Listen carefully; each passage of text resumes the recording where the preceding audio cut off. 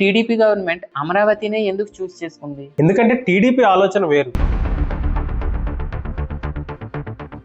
3 Capitals idea అమలు చేసుంటే బాగుండేదా మరి? అమరావతిని రాజధానిగా ప్రకటించి పనులు మొదలుపెట్టింది. కానీ 2019లో గవర్నమెంట్ మారగానే రైతులు 33,000 ఎకరాలు సొంతంగా ఎందుకు ఇచ్చారు? చెప్పాలంటే రైతు భూమిని అమ్మలేదు. అమరావతి క్యాపిటల్ అని ఇప్పటికైనా నమ్మచ్చా?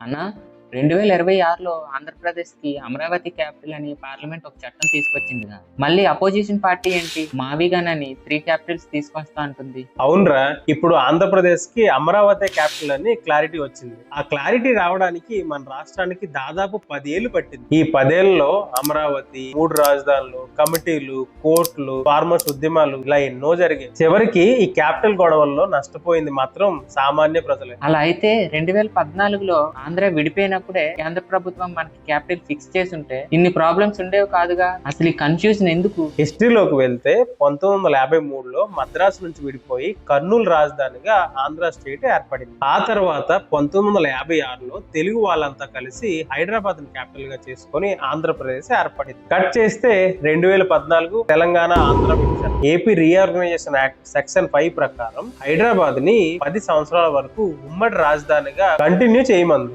సెంటర్ అయితే కొత్త క్యాపిటల్ కట్టుకోమని చెప్పింది. కానీ ఎక్కడ కట్టాలి, ఎలా కట్టాలి అనేది ఆంధ్రప్రదేశ్ కి వదిలేసింది. ఇక్కడే ఆంధ్ర భవిష్యత్తును మార్చే మొదటి ట్విస్ట్ మొదలైంది. కానీ ఏపీ ప్రభుత్వం హైదరాబాద్ క్యాపిటల్ గా వద్దంటూ 2015లోనే అమరావతిని స్టార్ట్ చేశారు కదా. అవును, 2015లో టీడీపీ అమరావతిని రాజధానిగా ప్రకటించి పనులు మొదలుపెట్టింది. కానీ 2019లో గవర్నమెంట్ మారగానే వైఎస్ఆర్సీపీ 3 రాజధానుల ప్రపోజల్ తీసుకొచ్చింది. దాని ఫలితం ఏంటంటే అమరావతిలో అప్పటికే 10,000 కోట్లకు పైగా జరిగిన ప్రాజెక్టులన్నీ మధ్యలోనే ఆగిపోయాయి. ఒకవైపు టీడీపీ అమరావతి రాజధానిని, ఇంకోవైపు వైఎస్ఆర్సీపీ 3 రాజధానులను పట్టుబట్టడంతో ఈ క్యాపిటల్ ఇష్యూ చాలా సంవత్సరాల వరకు కోర్టులు, రాజకీయాల మధ్య తిరిగింది. చివరికి 2026 నాటికి అమరావతి క్యాపిటల్ అని క్లారిటీ వచ్చింది. అయినా ఈ 10 సంవత్సరాల్లో ఎన్నో కమిటీస్ వచ్చాయి కదా. శివరామకృష్ణన్, జిఎన్ రావు, బీసీజీ, అసలు వాళ్ళు ఏం చెప్పారు? రాజధాని ఎక్కడ పెట్టమన్నారు? 2014లో రాష్ట్ర విభజనకు ముందే సెంటర్ శివరామకృష్ణ కమిటీని ఏర్పాటు చేసింది. అప్పటికి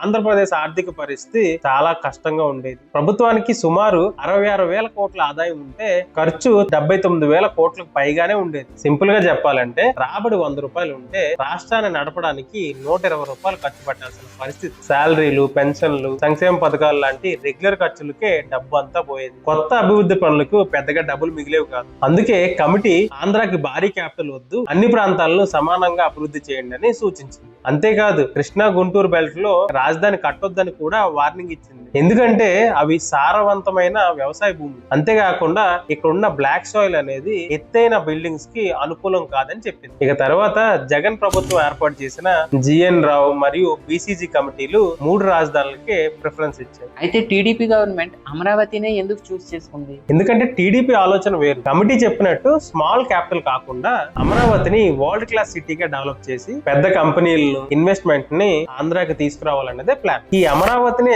రాజధానిగా ఎన్నుకోవడానికి 4 కారణాలు చెప్పాయి. మొదటిది లొకేషన్. ఆంధ్ర మ్యాప్ చూస్తే దాదాపు అమరావతి మధ్యలోనే ఉంటుంది. ఉత్తరాంధ్ర నుంచి వచ్చిన, రాయలసీమ నుంచి వచ్చిన అమరావతిని చేరుకోవడం సమానంగానే ఉంటుంది. ఇక రెండోది Vijayawada Guntur support. Airport, railways, road, hospital లాంటి ఇన్ఫ్రా ఆల్రెడీ దగ్గరలోనే ఉన్నాయి. ఇక మూడోది కృష్ణా రివర్. నీటి వసతి అనేది సిటీకి దగ్గరలో ఉండడం పెద్ద అడ్వాంటేజ్ గా భావించారు. ఇక నాలుగోది ల్యాండ్ పూలింగ్. దాదాపు 33,000 ఎకరాల భూమిని రైతులు వాలంటరీగా ఇవ్వడం వల్ల ఒకేసారి అంత పెద్ద భూమి అందుబాటులోకి వచ్చింది. ఇది ఓకే గానీ కమిటీ సాయిల్ ప్రాబ్లం వల్ల పెద్ద బిల్డింగ్స్ కట్టలేమని చెప్పింది కదా.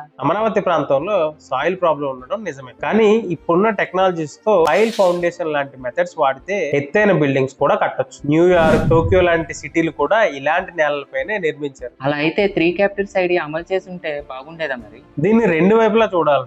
ఒకవేళ అమరావతిలో ల్యాండ్ పూలింగ్, అగ్రిమెంట్లు, అప్పటికే జరిగిన వేల కోట్ల పనులు ఏమీ లేకపోతే ఈ 3 రాజధానుల ఐడియా గురించి ఆలోచించే అవకాశం ఉండేది. ఎందుకంటే వైజాగ్ లో already port, industries, tourism, infrastructure infrastructure ఉన్నాయి.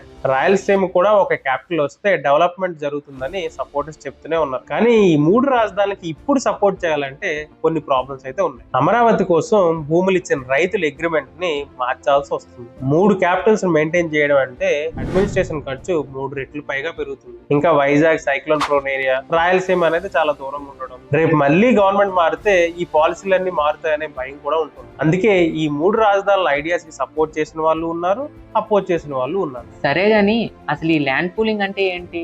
రైతులు 33,000 ఎకరాలు సొంతంగా ఎందుకు ఇచ్చారు? ల్యాండ్ పూలింగ్ అంటే సింపుల్ గా ఒక అగ్రిమెంట్. రైతుల దగ్గర ఉన్న వ్యవసాయ భూమిని ప్రభుత్వం తీసుకొని ఒక మోడర్న్ సిటీగా మారుస్తుంది. ఆ డెవలప్మెంట్ అయ్యాక ఆ భూమిలో కొంత భాగాన్ని డెవలప్ చేసిన రెసిడెన్షియల్, కమర్షియల్ ప్లాట్ గానే మళ్ళీ రైతులకే తిరిగిస్తుంది. సింపుల్ గా చెప్పాలంటే రైతు భూమిని అమ్మలేదు, సిటీ డెవలప్ అయ్యాక భూమి విలువ పెరుగుతుందనే నమ్మకంతో అగ్రిమెంట్ చేశాడు. కానీ గవర్నమెంట్ మారగానే 4,000 ఎకరాల వరకు ఇన్సైడర్ ట్రేడింగ్ జరిగిందంటూ డెవలప్మెంట్ ఆపేయడంతో అమరావతి కాస్త గోస్ట్ టౌన్ లా మారింది. అదే ఆ రైతుల ఉద్యమానికి ముఖ్య కారణం. కానీ ఇక్కడితో కాంట్రవర్సీ ఆగలేదు.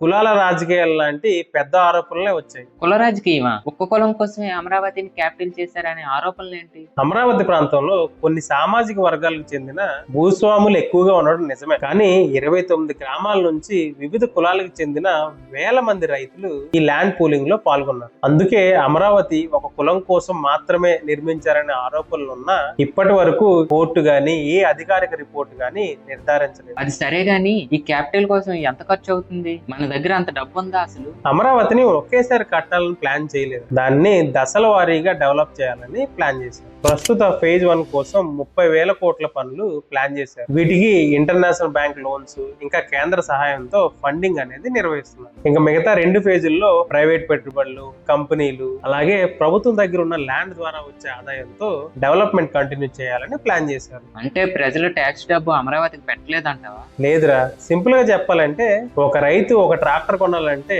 మొత్తం డబ్బంతా ఒకేసారి పెట్టడు కదా. ఫస్ట్ బ్యాంక్ లోన్ తీసుకొని కొంటాడు, పంట వచ్చిన తర్వాత మెల్లగా అప్పు తీరుస్తాడు. అమరావతి మోడల్ కూడా అలాంటిది. ముందు లోన్స్ తో రోడ్లు, బిల్డింగ్లు, ఇన్ఫ్రా కట్టాలి. సిటీ డెవలప్ అయ్యాక యూనివర్సిటీలు, కంపెనీలు, ఆఫీసులు వస్తాయి. దాని వల్ల వచ్చే ఆదాయంతో సిటీని ముందుకు తీసుకెళ్లాలన్నదే అసలైన ప్లాన్. అందుకే అమరావతిని సెల్ఫ్ సస్టైనింగ్ మోడల్ అని పిలుస్తారు. మరి ఫ్యూచర్ ఏంటి? అమరావతి క్యాపిటల్ అని ఇప్పటికైనా నమ్మచ్చా? రేపు ఇంకో ప్రభుత్వం వచ్చి మళ్ళీ మార్చేస్తే? నిజం చెప్పాలంటే ఈ 10 ఏళ్ల చరిత్ర మనకు ఒక పెద్ద పాఠమే నేర్పించిందని చెప్పాలి. రాజధాని అంటే కేవలం బిల్డింగ్స్ కాదు, అది మన రాష్ట్ర అభివృద్ధికి పునాది. అమరావతి అయినా వైజాగ్ అయినా రాజధాని ఎక్కడ ఉండాలో ఒక్కసారి నిర్ణయం తీసుకుంటే దాన్ని మళ్ళీ మళ్ళీ మార్చుకోండి. అప్పుడే కంపెనీలు వస్తాయి, జాబ్స్ వస్తాయి, మన యువతకి ఇక్కడే అవకాశాలు పెరుగుతాయి. గుర్తుంచుకోండి, రాజకీయాలు మారొచ్చు, ప్రభుత్వాలు మారొచ్చు, కానీ రాష్ట్ర అభివృద్ధి మాత్రం ఆగిపోతుంది. మరి మీరేమనుకుంటున్నారు? అమరావతి గురించి మీ ఒపీనియన్ ఏంటి? కింద కామెంట్స్ లో తప్పకుండా చెప్పండి. వీడియో నచ్చితేనే షేర్ చేయండి. మళ్ళీ ఇంకో ఇంట్రెస్టింగ్ టాపిక్ తో కలుద్దాం.